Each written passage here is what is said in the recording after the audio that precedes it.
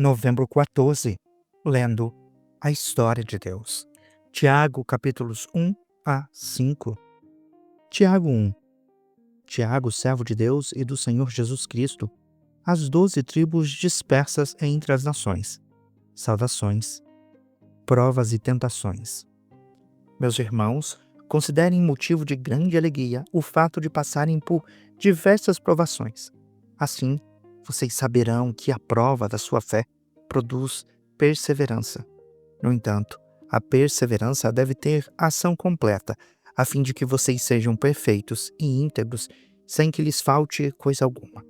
Se algum de vocês tem falta de sabedoria, peça a Deus, que a todos dá generosamente, sem reprovar ninguém, e lhe será concedida. Peça-a, porém, com fé, sem duvidar, pois aquele que duvida é semelhante à onda do mar, levada e agitada pelo vento. Portanto, não pense tal pessoa que receberá coisa alguma do Senhor, uma vez que tem mente dividida e é instável em tudo o que faz.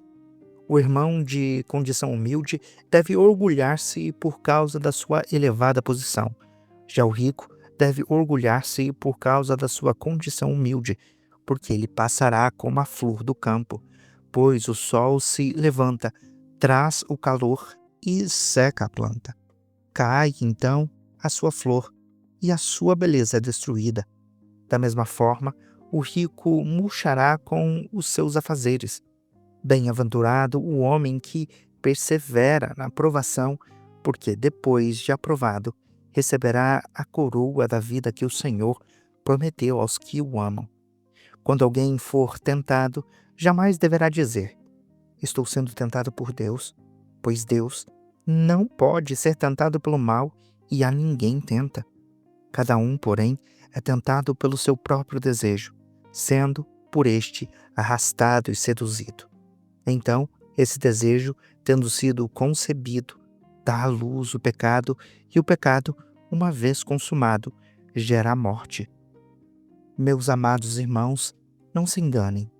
Toda boa dádiva e todo dom perfeito vem do alto e descem do Pai das luzes, que não muda como sombras inconstantes. Por sua decisão, ele nos gerou pela palavra da verdade, a fim de sermos como os primeiros frutos de tudo o que ele criou. Praticar a palavra. Meus amados irmãos, tenham isso em mente. Sejam todos prontos para ouvir, tardios para falar e tardios para irar-se, pois a ira do homem não produz a justiça de Deus.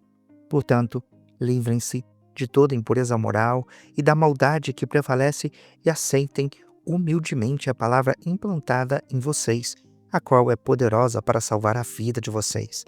Sejam praticantes da palavra, não apenas ouvintes, enganando a vocês mesmos. Aquele que ouve a palavra, mas não a põe em prática, é semelhante a um homem que se vê no espelho, mas depois de olhar para si mesmo, sai e se esquece da sua aparência. Contudo, o homem que observa atentamente a perfeita lei da liberdade e persevera na prática dessa lei, não se esquecendo do que ouviu, mas praticando, será bem-aventurado naquilo que fizer. Se alguém se considera religioso, mas não refreia a língua, engana a si mesmo. A sua religião não tem valor algum. A religião que Deus, o nosso Pai, aceita como pura e imaculada é esta: cuidar dos órfãos e das viúvas nas suas aflições e não se deixar corromper pelo mundo. Tiago 2. Proibida a acepção de pessoas. Meus irmãos, como crentes em nosso glorioso Senhor Jesus Cristo, não tratem as pessoas com parcialidade. Suponham que na sinagoga de vocês entre um homem com um anel de ouro e roupas finas e também entre um pobre com roupas velhas e sujas. Se vocês derem atenção especial ao homem que está vestido com roupas finas e disserem: aqui está um lugar apropriado para o Senhor, mas disserem ao pobre: você fique em pé ali, ou sente-se no chão junto ao estrado onde ponho os meus pés, não farão distinção entre vocês, julgando com más intenções? Ouçam, meus amados irmãos, Acaso Deus não escolheu os que são pobres aos olhos do mundo para que sejam ricos na fé e herdem o reino que ele prometeu aos que o amam? Mas vocês desprezam o pobre. Não são os ricos que oprimem vocês? Não são eles que os arrastam para os tribunais? Não são eles que difamam o bom nome que sobre vocês foi invocado? Se vocês de fato obedecerem à lei do reino, conforme a Escritura afirma, ame ao seu próximo como a você mesmo, agem corretamente. Mas se tratarem os outros com parcialidade, cometem pecado e serão condenados pela lei como transgressores. Pois quem obedece a toda a lei, mas tropeça em apenas um ponto, torna-se culpado de quebrá-la inteiramente. Porque aquele que disse, não adultere, também disse, não assassine. Se você não comete adultério, mas comete assassinato, torna-se transgressor da lei. Falem e ajam como quem vai ser julgado pela lei da liberdade, porque será exercido juízo sem misericórdia sobre quem não foi misericordioso. A misericórdia triunfa sobre o juízo. Fé e obras. De que adianta, meus irmãos, alguém dizer que tem fé se não tem obras? Acaso a fé pode salvá-lo?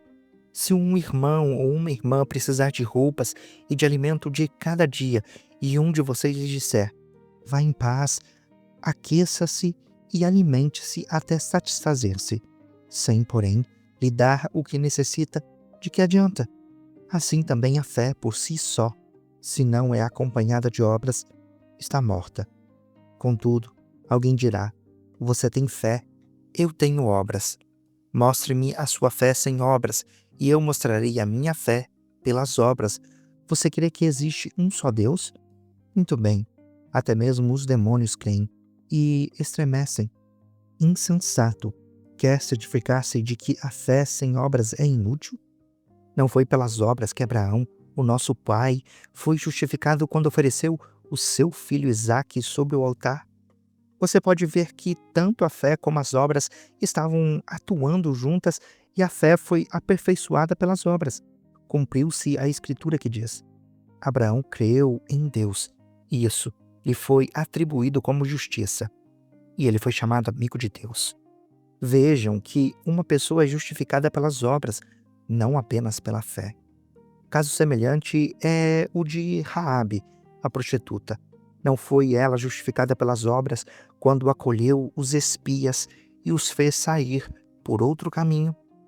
Portanto, como o corpo sem espírito está morto, assim a fé sem obras está morta. Tiago 3. Domar a língua. Meus irmãos, não sejam muitos de vocês mestres, pois, como sabem, nós, os que ensinamos, seremos julgados com maior rigor. Pois todos tropeçamos de muitas maneiras. Se alguém não tropeça no falar, tal homem é perfeito, capaz de dominar também todo o corpo. Quando colocamos freios na boca dos cavalos para que eles nos obedeçam, podemos controlar o animal todo. Tomem também como exemplo os navios. Embora não sejam tão grandes e impelidos por fortes ventos, são dirigidos por um leme muito pequeno, conforme a vontade do piloto. Semelhantemente, a língua é um pequeno órgão do corpo que se vangloria de grandes coisas. Vejam como um grande bosque é incendiado por uma simples fagulha. Assim também, a língua é um fogo, é um mundo de iniquidade. Colocada entre os membros do nosso corpo, contamina a pessoa por inteiro, incendeia todo o curso da sua vida, sendo ela mesma incendiada pelo inferno. A espécie humana doma e tem domado toda a espécie de animais, aves, répteis e criaturas do mar. Mas ninguém consegue domar a língua. É um mal incontrolável, cheio de veneno mortífero. Com a língua bendizemos ao Senhor e Pai, e com ela amaldiçoamos os homens, feitos à semelhança de Deus. Da mesma boca procedem bênção e maldição, meus irmãos. Isto não está certo. Acaso podem brotar da mesma fonte água doce e água amarga? Meus irmãos, pode uma figueira produzir azeitonas ou uma videira figos? Da mesma forma, uma fonte de água salgada não pode produzir água doce. 2 tipos de sabedoria.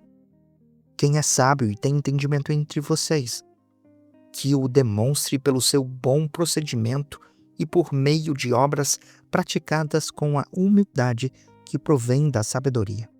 Contudo, se vocês abrigam no coração inveja amarga e ambição egoísta, não se gloriem disso, nem neguem a verdade. Esse tipo de sabedoria não vem do alto, mas é terrena, humana e demoníaca, pois onde há inveja e ambição egoísta, há confusão e toda espécie de males. No entanto, a sabedoria que vem do alto é, antes de tudo, pura, depois pacífica, amável, compreensiva, cheia de misericórdia e de bons frutos, imparcial e sincera. O fruto da justiça é semeado em paz pelos pacificadores. Tiago 4. Submissão a Deus. De onde vêm as guerras e as brigas que há entre vocês? Não vêm das paixões que guerreiam dentro de vocês? Vocês cobiçam coisas, mas não as têm. Matam e invejam, mas não conseguem obter o que desejam. Vivem lutando e fazendo guerras. Não têm porquê, não pedem. Pedem, mas não recebem, porque pedem com más intenções, com o fim de gastar nos seus prazeres. Adúlteros, vocês não sabem que a amizade com o mundo é inimizade com Deus? Portanto, se alguém quiser ser amigo do mundo, faz-se inimigo de Deus. Ou vocês acham que é sem razão que a Escritura diz que o Espírito que Ele fez habitar em nós tem fortes ciúmes? Ele, porém, concede-nos graça maior. Por isso, diz as Escrituras, Deus se opõe aos orgulhosos, mas concede graça aos humildes. Portanto, submetam-se a Deus, resistam ao diabo e ele fugirá de vocês. Aproximem-se de Deus e ele se aproximará de vocês. Pecadores, limpem as mãos, e vocês, que têm a mente dividida, purifiquem o coração, entristeçam-se, levantem-se e chorem. Troquem o riso de vocês por lamento e a alegria por tristeza. Humilhem-se diante do Senhor e Ele os exaltará. Irmãos, não falem mal uns dos outros. Quem fala mal do seu irmão ou julga o seu irmão, fala mal da lei e a julga. Quando você julga a lei, não a está cumprindo, mas agindo como juiz. Há apenas um legislador e juiz, aquele que pode salvar e destruir. Mas quem é você para julgar o seu próximo? A incerteza dos planos futuros. Ouçam agora, vocês que dizem, hoje ou amanhã iremos para esta ou aquela cidade. Passaremos um ano ali, faremos negócios e ganharemos dinheiro. Vocês nem sabem o que acontecerá amanhã, que é a sua vida. Vocês são como a neblina que aparece por um pouco de tempo e depois se dissipa. Em vez disso, deveria dizer, se o Senhor quiser, viveremos e faremos isto ou aquilo. No entanto, vocês se orgulham das suas pretensões. Todo orgulho como este é maligno. Portanto, pensem nisso. Quem sabe que deve fazer o bem e não o faz, comete pecado. Tiago 5.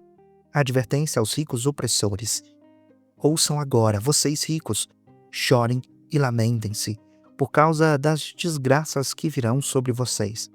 A riqueza de vocês apodreceu, e as traças corroeram as suas roupas. O ouro e a prata de vocês enferrujaram, e a ferrugem deles testemunhará contra vocês, e como fogo consumirá a sua carne.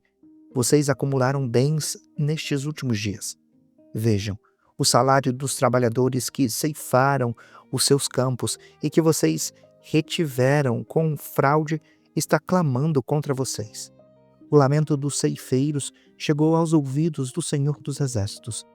Vocês têm vivido luxuosamente na terra, têm se entregado aos prazeres e se fartado de comida em dia de abate. Vocês têm condenado e matado o justo sem que ele ofereça resistência. A paciência nos sofrimentos. Portanto, irmãos, sejam pacientes até a vinda do Senhor. Vejam como o agricultor aguarda que a terra produza a preciosa colheita e como espera com paciência até virem as chuvas do outono e da primavera. Sejam também pacientes e fortaleçam o coração de vocês, pois a vinda do Senhor está próxima. Irmãos, não se queixem uns dos outros, para que não sejam julgados. O juiz já está às portas. Irmãos, tenham como exemplo de paciência no sofrimento os profetas que falaram em nome do Senhor. Saibam que consideramos felizes aqueles que perseveraram. Vocês ouviram falar sobre a perseverança de Jó e viram o fim que o Senhor lhe proporcionou, pois o Senhor é cheio de compaixão e de misericórdia. Sobretudo, meus irmãos, não jurem pelo céu, nem pela terra, nem por causa alguma. Que o sim de vocês seja realmente sim, e o não seja não, para que não caiam em condenação. A oração da fé. Há alguém sofrendo entre vocês? Que ele ore. Há alguém que se sente feliz? Que ele cante louvores. Há alguém doente entre vocês? Que ele mande chamar os presbíteros da igreja, e que estes orem por ele, ungindo-o com óleo, em nome do Senhor. A oração feita com fé curará o doente, e o Senhor o levantará. Além disso, se houver cometido pecados, ele será perdoado. Portanto, confessem os seus pecados uns aos outros e orem uns pelos outros para serem curados. A oração de um justo é poderosa e eficaz. Elias era humano como nós. Ele orou fervorosamente para que não chovesse, e não choveu sobre a terra durante 3 anos e meio. Depois, orou novamente, e os céus enviaram chuva, e a terra produziu os seus frutos. Meus irmãos, se algum de vocês se desviar da verdade e alguém os trouxer de volta, lembrem-se disto. Quem traz de volta um pecador do seu caminho errado, salvará da morte a vida dessa pessoa e fará que muitíssimos pecados sejam perdoados. Você acabou de acompanhar a Bíblia 365, lendo a história de Deus.